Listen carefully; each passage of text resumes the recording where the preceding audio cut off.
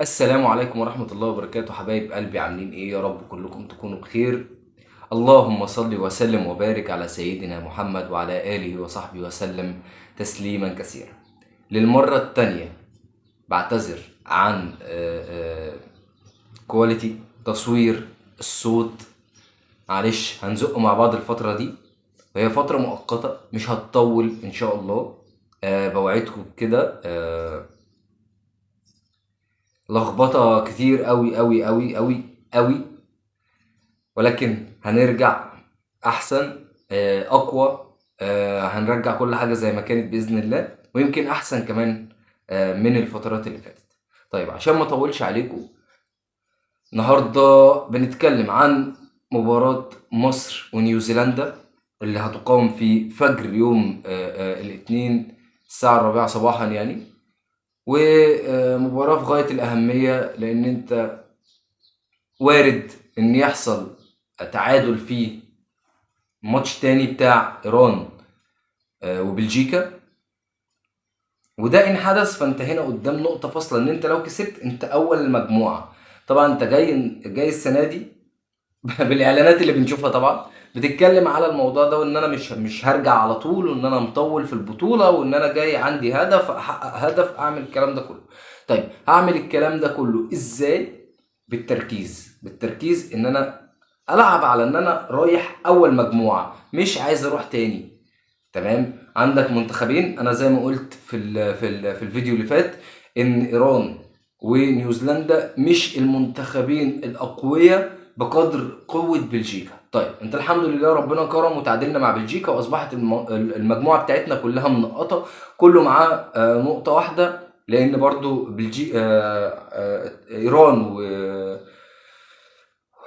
ايران ونيوزيلندا تعادلوا مع بعض بنتيجة 1-1. طيب مش هنخاف من حد، ومش عايزين نقلق من ماتش نيوزيلندا، لان انت اصلا في الاساس كعبك عالي على نيوزيلندا. انت لعبتها 3 مرات في تاريخ الكورة يعني، ما بيننا وما بين نيوزيلندا احنا قابلناهم 3 مواجهات.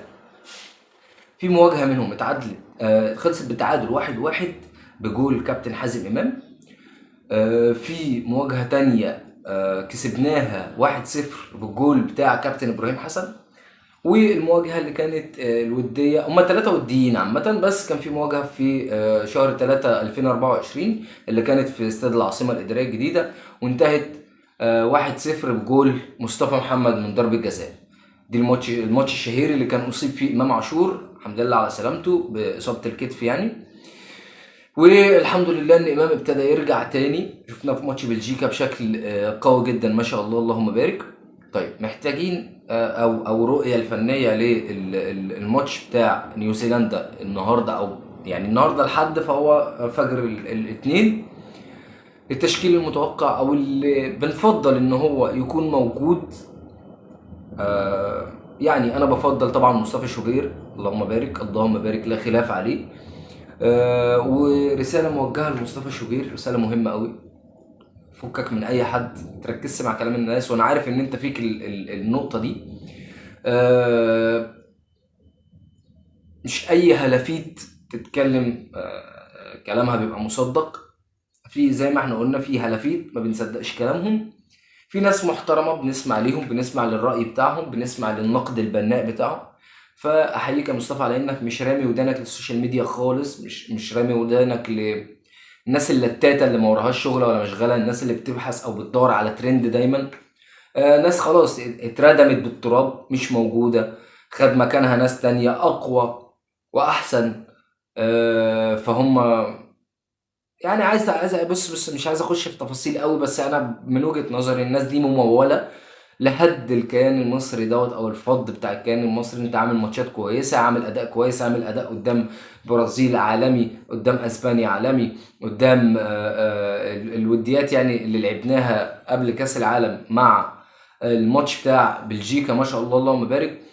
فدايما هتدور لو عارف انت ما عندكش غلطة. المثل بتاع ما لقوش غلطة في الدهب قالوا لونه بيوجع العين، هو ده. فطبعا كل الناس دي ما تاخدش مننا وقت كبير ان احنا نتكلم عليها، سواء طيب سواء شرير، مش عايزين نوجع دماغنا بالكلام ده. تمام. اتمنى طبعا يكون في اربعة في خط دفاع، فتوح الشمال اليمين فتوح. نفسي واتمنى يعني نبدأ نفعل الثنائية بتاعت ياسر ابراهيم ومحمد عبد المنعم، او رامي ومحمد عبد المنعم. بس محمد عبد المنعم راجع ما شاء الله اللهم بارك بأداء كويس، عايزين نشوفه وعايزينه يرجع يقف على رجله، وعايزينه لان احنا طبعا عارفين الفنيات بتاعه محمد عبد المنعم اللهم بارك مفيش اختلاف عليها في مصر ان هو من احسن مدافعين كمان القاره الافريقيه. طيب طبعا زي ما قلت ياسر عبد المنعم، والباك اليمين طبعا محمد هاني. انا ما اعتقدش ان احنا عندنا باكات يمين تاني في مصر اصلا. هنلعب في خط النص. يعني انا كنت معترض على ثنائيه مهند لاشين جنب مروان عطيه، ولكن يعني اعتقد ان احنا النهارده ممكن نحتاج ان دي تبقى موجوده عشان التدخلات بس بتاعت مهند لاشين. يعني مهند لاشين قوي في التدخلات بتاعته، فاتمنى ان يكون موجود جنب مروان عطيه النهارده، قدامهم امام عاشور. ومن وجهه نظري انا بقى نبتدي بقى نلعب بقى هجومي كده بمزاج، ونلعب على الاوفرات ونلعب على التدخلات من العمق والبينيات والكلام ده كله. طيب ازاي هنعمل كده؟ انا عشان دلوقتي العب اوفر ما عنديش حد هيدر كويس حلو، فانا محتاج النهارده كابتن حسام حسن او بكره كابتن حسام حسن يغير شويه من الرؤيه الفنيه بتاعته. احنا كنا بنلعب دايما زيكو ومرموش وصلاح، او زيكو مرموش عفوا صلاح وزيكو ومرموش شادو سترايكر. طب انا النهارده عايز اغير الفكره دي، عايز العب صلاح في مكانه هاف رايت، والعب بمرموش هاف ليفت، وعايز العب بفيرويد حمزه عبد الكريم. انا عايز اهاجم بحمزه عبد الكريم، عايز اشغل حمزه عبد الكريم. حمزه عبد الكريم عنده كتير قوي وهيدر كويس قوي قوي ما شاء الله اللهم بارك. فاحنا عايزين نشتغل على الحته دي، فاتمنى من كابتن حسام حسن طبعا امام عاشور تحتيهم، وعندي هافين، مرموش طبعا اسم كبير جدا، محمد صلاح اسم كبير جدا جدا، اتمنى منه كل اللي عنده في الكوره، وقدامهم يكون حمزه عبد الكريم. اتمنى النهارده والله ظبطت معانا ظبطت، ما ظبطتش عندي زيكو نفس الكلام. الشوط التاني مع بدايه الشوط التاني اقدر ان انا اسحب حد والاعب زيكو. وزيكو ما شاء الله اللهم بارك لعيب مجتهد جدا، لعيب شاطر، لعيب مهم، لعيب حريف، لعيب جامد، لعيب حظه حلو. فدي مش يعني من القلائل في الكره المصريه ان تلاقي لعيب محظوظ شويه. يمكن ما شفناش حد كده مع كل مباراه بيلعب فيها بيسجل الا ايام كابتن حسن شحاته مع محمد ناجي جده. فاتمنى ان دي تبقى يعني رؤيه كابتن حسام حسن تبقى مطابقه لرؤيتنا، وان شاء الله ده اللي يتم. ان شاء الله يحصل تعثر للمنتخبين التانيين سواء ايران سواء بلجيكا، نتمنى ان هم يتعادلوا مع بعض، ما حدش فيهم يكسب علشان ما يبقاش 4 نقط. ان شاء الله احنا النهارده نكمل سلسله الانتصارات، سلسله الكعب العالي في اول مباراه رسميه بيننا وبين نيوزيلندا، ان احنا نفوز فيها ونتصدر المجموعه ان شاء الله بعد تعادل بلجيكا وايران باذن الله. باذن الله ده اللي يتم، وباذن الله نصعد للدور الثاني كاول المجموعه بتاعتنا. طيب مفيش اي حاجه ممكن نتكلم عليها تاني، بس كان واجب التنويه على ان احنا بنبارك وبنهني الكابتن حسين الشحات بتجديد عقده لمده موسمين مع النادي الاهلي. اتمنى من حسين الشحات الاستمراريه في الاداء. حسين الشحات ملخص الكلام عشان ما اقعدش اقول والناس ترجع تقول انت بتقول عليه كده علشان هو من منطقتك والكلام ده كله. مش عايز اقول كل الكلام ده، بس عايز اقول ان حسين الشحات نينجا في كرة القدم حرفيا اللهم بارك. فنتمنى منه الاستمرارية على الاداء ده، اتمنى منه يدي كل اللي عنده. خلاص بشكل او باخر ممكن نقول ان دول اخر موسمين، ربنا طبعا يديله الصحة ويخليه لأهل بيته ولعياله والكلام ده كله، لكن في الكورة بنقول ان هم اخر موسمين. فنتمنى يا حسين ان انت قائد تسحب فريق النادي الاهلي، تفوق لعيبه النادي الاهلي خصوصا اللعيبه الصغيرين اللي لسه طالعين. كل الكلام ده بقى هنتكلم فيه، بس ان شاء الله ان شاء الله بعد كاس العالم لما نرجع لماتشات الاهلي تاني. وزي ما قلت لكم بعتذر مره واثنين وثلاثه عن كواليتي التصوير، عن كواليتي الصوت، عن حاجات كتير والله العظيم، عن الكلام نفسه، اللخبطه في الكلام، السرحان شويه.